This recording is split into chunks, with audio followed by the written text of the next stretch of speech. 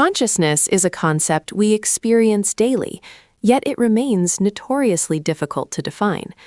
While Western science has traditionally leaned toward materialism, recent inquiries suggest that consciousness may actually precede energy and matter.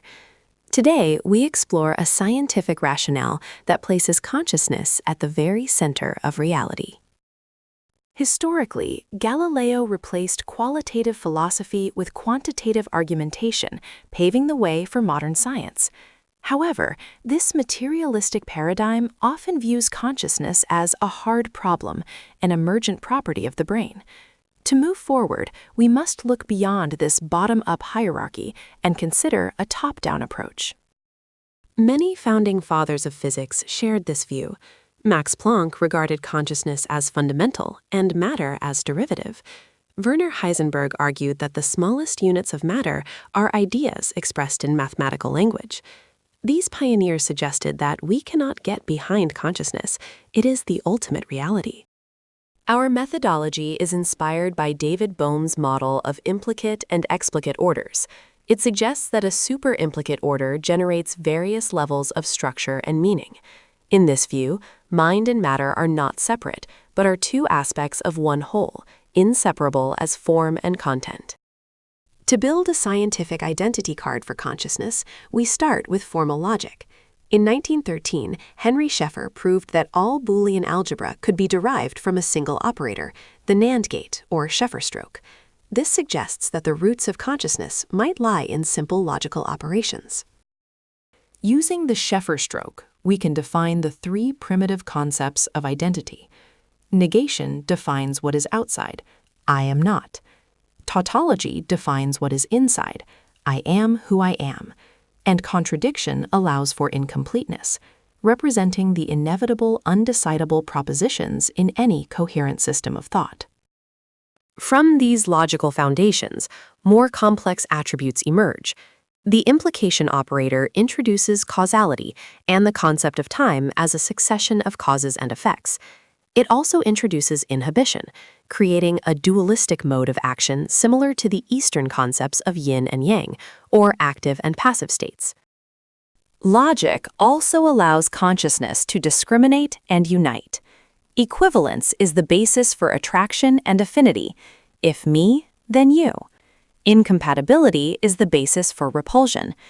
These simple logical operations explain how conscious beings organize themselves into societies, religions, and groups based on shared meaning and shared differences.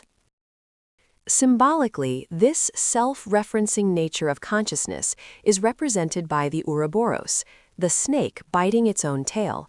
It signifies an exterior, an interior, and the incompleteness of self-reference.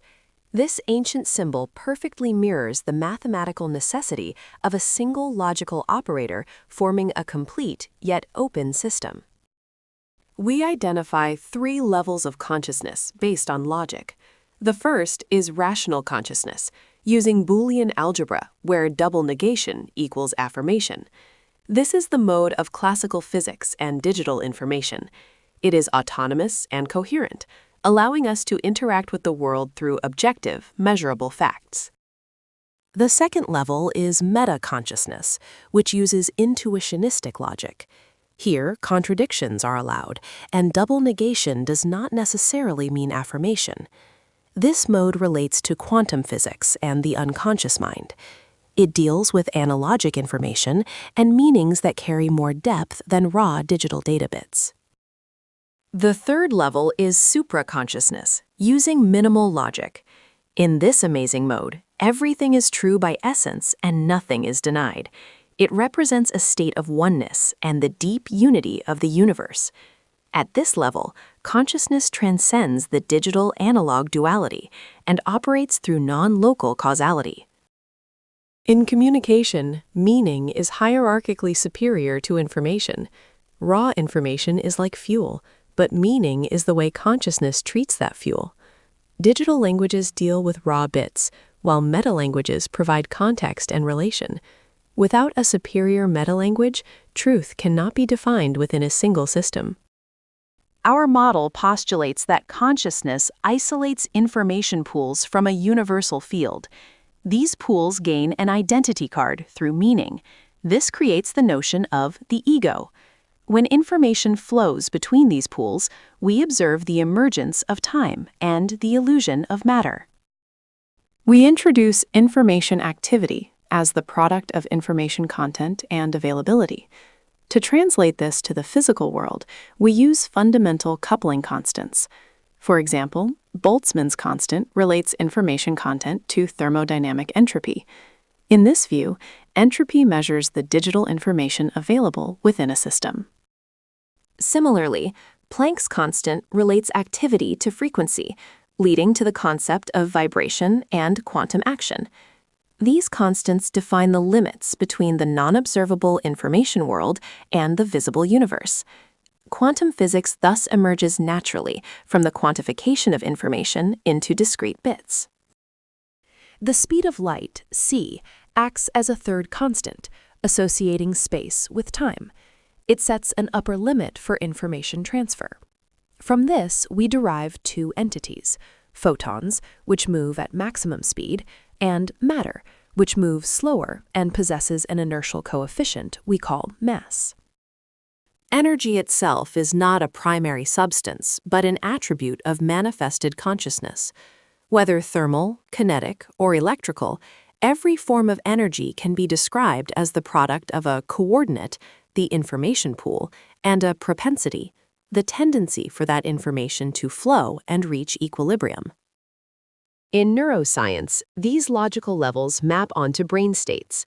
C0 consciousness handles unconscious processing, C1 handles external action, and C2 handles introspection. By viewing consciousness as external to neurons, we resolve the blind spot of neural activity and align Western science with ancient Eastern traditions. To conclude, science suggests three levels of consciousness that generate our reality. Matter does not exist by itself. It is a manifestation of a universal information field. By adopting this top-down approach, we move closer to a unified, monistic view of the universe, where consciousness is the ultimate reality.